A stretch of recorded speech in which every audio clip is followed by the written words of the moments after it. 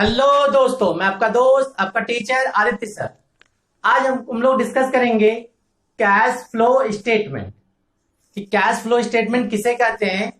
ये आपके एग्जाम में जो है कई बार आए हैं और इंपॉर्टेंट टॉपिक है, तो ध्यान से समझिएगा। तो चलिए स्टार्ट करते हैं।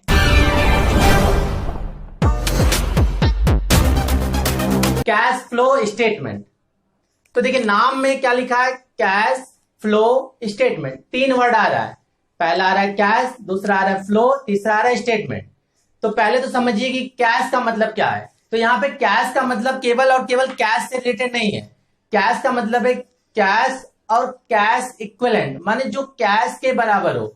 आप कहेंगे सर कैश के बराबर क्या होता है? तो जैसे हमारा पैसा जो बैंक में जमा होता है वो आपके कैश के इक्विवेलेंट ही होता है, ठीक है ना। आप कभी भी उसको किसी को अगर पेमेंट करना है तो आप ऑनलाइन पेमेंट कर सकते हैं या फिर एटीएम के थ्रू आप इस्तेमाल कर सकते हैं, ठीक है। तो ये हमारा क्या होता है, कैश इक्विवेलेंट होता है। और कैश इक्विवेलेंट का दूसरा एग्जांपल समझिएगा, marketable security. Marketable security means कि जिसे आप क्या कर सकते हैं, आसानी से बेच सकते हैं और उसका जो पैसा होता है नॉर्मली बोला जाए तो 48 घंटे में आपके अकाउंट में क्रेडिट हो जाता है, लेकिन वो आपको तुरंत सेल हो जाता है। तो मार्केटेबल सिक्योरिटी भी जो होता है वो आपको कैश इक्विवेलेंट के बराबर होता है। तो आज का जो टॉपिक था हमारा कैश फ्लो स्टेटमेंट, तो उसका पहला वर्ड आपको समझ में आ गया होगा, कैश का मतलब, ठीक है। तो यहाँ चीजें क्लियर हो गया कि कैश का मतलब केवल कैश नहीं बल्कि कैश इक्विवेलेंट से भी है। सेकेंड टॉपिक इसका क्या है बताइए, फ्लो। फ्लो का मतलब क्या होता है, जैसे बहाव। तो फ्लो मतलब बहाव, जैसे कि अगर मान लीजिए बकेट में अगर पानी रखा हुआ है तो वो फ्लो नहीं होता है बल्कि वो क्या होता है, स्थिर होता है। लेकिन इसी तरीके से अगर नल में जो पानी आता है वो हमारा क्या होता है, फ्लो। नल में जो पानी आता रहता है वो क्या होता है, फ्लो। अगर तालाब का पानी है तो वो फ्लो नहीं है क्योंकि वो तो स्थिर है। एक तालाब में पूरा का पूरा पानी क्या होता है, स्थिर होता है। तो फ्लो का मतलब क्या होता है, जैसे चेंज होना। अगर मेरे पास पहले से कितना पैसा था और अब कितना हो गया, उसमें क्या चेंज हो रहा है। चेंज का मतलब या तो इंक्रीज हो सकता है या तो डिक्रीज हो सकता है। तो क्लियर हो गया, फ्लो का मतलब क्या होता है हमारा, चेंज होना। चेंज मतलब या तो इंक्रीज या तो डिक्रीज। और स्टेटमेंट, स्टेटमेंट का मतलब क्या हो गया कि हमारे कैश में किसी भी रीजन से, कैश में या उसके इक्विवेलेंट जो भी है उसमें किसी भी रीजन से अगर चेंज हो रहा है तो उसके लिए जो हम लोग एक विवरण बनाते हैं उससे हम लोग क्या बोलते हैं, कैश फ्लो स्टेटमेंट, ठीक है। आइए कुछ चीजें एग्जांपल के थ्रू समझते हैं। देखिएगा, जैसे मान लीजिए इसमें जब भी क्वेश्चन देगा तो ऐसे देगा, दो डाटा ज्यादातर दिया रहेगा, ठीक है ना। 2 ईयर का डाटा दिया रहेगा। जैसे यहाँ 80,000 लिखा है और यहाँ 1 लाख लिखा है। तो जरा ये बताइए, जब भी हम लोग कैश फ्लो बनाएंगे तो वहां पे ना तो हम लोग 80,000 का इस्तेमाल करेंगे और न तो 1 लाख का इस्तेमाल करेंगे, बल्कि किसका इस्तेमाल करेंगे, कितना का चेंज हो रहा है। तो 80,000 पहले था, अब 1 लाख हो गया, तो कुछ तो चेंज हुआ ना। तो जो चेंज हुआ उसी का इफेक्ट हम लोग इसमें लेते हैं। मतलब ना तो 80,000 का लेंगे ना तो 1 लाख का लेंगे। ऐसे ही मान लीजिए अगर लिखा है 1,10,000 और यहां पे लिखा हुआ है 90,000, तो जरा बताइए 1,10,000 लिखेंगे या 90,000 लिखेंगे?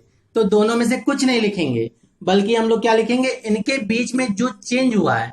और चेंज का मतलब या तो इंक्रीज भी हो सकता है या तो डिक्रीज भी हो सकता है।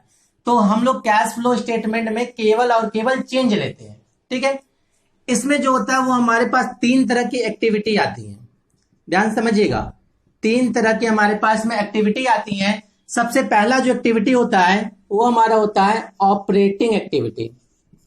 पहला जो होता है वो होता है ऑपरेटिंग एक्टिविटी, ठीक है।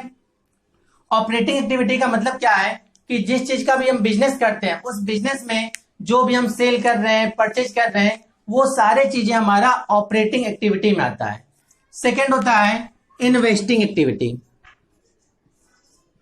सेकंड का नाम है हमारा इन्वेस्टिंग एक्टिविटी। इन्वेस्टिंग का मतलब क्या हो गया कि जो भी चीजें हम जैसे फर्नीचर सेल कर रहे हैं या फिर मशीन परचेज कर रहे हैं, जो भी हमारे फिक्स एसेट से रिलेटेड चीजें होती है ना, उससे रिलेटेड अगर कुछ भी हमारे में चेंज हो रहा है, चाहे वो इंक्रीज हो रहा हो या डिक्रीज हो रहा हो, तो उसको हम लोग इन्वेस्टिंग एक्टिविटी में लिखते हैं। थर्ड होता है financing activity. Financing activity, financing activity का मतलब क्या हो गया कि जैसे जब भी हम शेयर इशू कर रहे हैं तो शेयर इशू करने पे हमारे पास क्या होता है, कैश में इशू कर रहे हैं तो कैश आएगा, तो उस तरह की इनकम को हम लोग कहाँ लिखेंगे, फाइनेंसिंग एक्टिविटी में। इसी तरह अगर हमें मान लीजिए प्रेफरेंस शेयर का क्या करना है, रिडम्पशन करना है, तो वो भी हमारा क्या हो जाएगा, फाइनेंसिंग एक्टिविटी में आएगा। तो कैश फ्लो स्टेटमेंट में तीन तरह की एक्टिविटी आती है, ऑपरेटिंग एक्टिविटी, इन्वेस्टिंग एक्टिविटी और फाइनेंसिंग एक्टिविटी। एग्जाम में अगर कैश फ्लो स्टेटमेंट आता है तो आप कैसे लिखेंगे अब वो समझिएगा। तो सबसे पहले तो कैश फ्लो स्टेटमेंट का आप एएस नंबर लिखिएगा। एएस का मतलब क्या होता है, A for accounting, S for standard. तो कैश फ्लो स्टेटमेंट का जो अकाउंटिंग स्टैंडर्ड है वो हमारा अकाउंटिंग स्टैंडर्ड 3 है। तो इसको जरूर नोट करिएगा, इसको छोड़िएगा नहीं, क्योंकि ये लिखेंगे तो आपको क्या होगा, एग्जाम में एग्जामिनर पर थोड़ा इंप्रेशन पड़ता है और आपके मार्क्स क्या होते हैं, अच्छे आते हैं। समझिए आगे। रोकड़ प्रवाह विवरण जो है वो एक निश्चित अवधि में रोकड़ के प्रवाह को दर्शाने वाला विवरण है।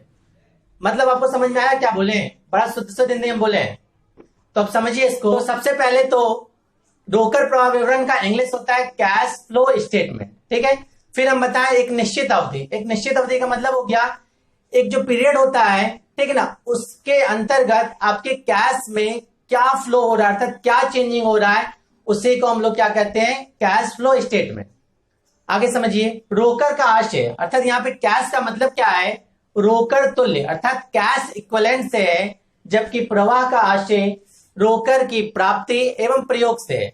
अर्थात फ्लो का मतलब क्या हो गया कि कैश रिसीव्ड या कैश पेमेंट, इसको हम लोग क्या कहते हैं, कैश फ्लो, ठीक है।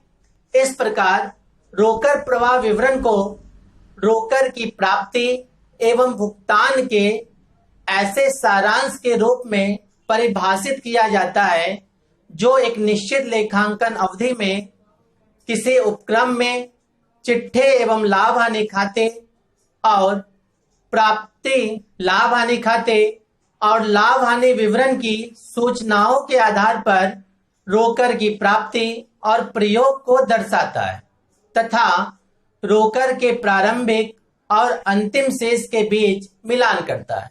समझिएगा हम क्या क्या चीजें बोले। तो सबसे पहले तो ये बताएं कि जो भी हमारा बैलेंस शीट है, प्रॉफिट एंड लॉस अकाउंट है या profit and loss appropriation account है, तो इन सब में अगर इन सब में से कैश में जो भी हमारा चेंजिंग होगा, ठीक है, या तो हमारे पास कैश की प्राप्ति हो या तो कैश का भुगतान हो, अर्थात कैश रिसीव्ड हो या कैश पेमेंट हो, और हमारा जो ओपनिंग कैश था और हमारे पास जो क्लोजिंग कैश है, उन सब के बीच का हम लोग क्या करते हैं, मिलान करते हैं। किसकी मदद से, कैश फ्लो स्टेटमेंट की मदद से। अब आगे समझिए। कैश फ्लो स्टेटमेंट जो है वो किसी उपक्रम की रोकड़ की स्थिति में परिवर्तन के कारणों को स्पष्ट करता है। मतलब क्या है कि किसी भी ऑर्गेनाइजेशन में कैश में जो चेंज होता है, किस लिए चेंज होता है, उन सब रीजन का पता लगाता है कौन, कैश फ्लो स्टेटमेंट। जिन व्यवहारों से रोकड़ स्थिति में वृद्धि होती है उन्हें रोकड़ अंतर प्रवाह माना जाता है। मतलब क्या है कि कैश में अगर हमारा इंक्रीमेंट होता है तो उसे हम लोग कैश इनफ्लो कहते हैं, और जिससे हमारा कैश में कमी होता है उसे हम लोग कैश आउटफ्लो अर्थात रोकड़ बहिर्गमन कहा जाता है, ठीक है। और इसमें 3 तरह की क्रियाएं होती हैं, अर्थात 3 तरह की एक्टिविटी होती हैं। सबसे पहला जो एक्टिविटी है वो है हमारा ऑपरेटिंग एक्टिविटी, को हिंदी में क्या बोलते हैं हम लोग, परिचालन क्रिया। सेकेंड एक्टिविटी है इन्वेस्टिंग एक्टिविटी, जिसको बोलते हैं विनियोजन क्रिया।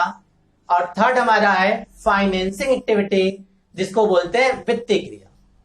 तो इस तरह से आपको समझ में आ गया होगा कि कैश फ्लो स्टेटमेंट हम लोग किससे कहते हैं। अब नेक्स्ट क्लास में हम लोग एक नया टॉपिक के साथ डिस्कस करेंगे।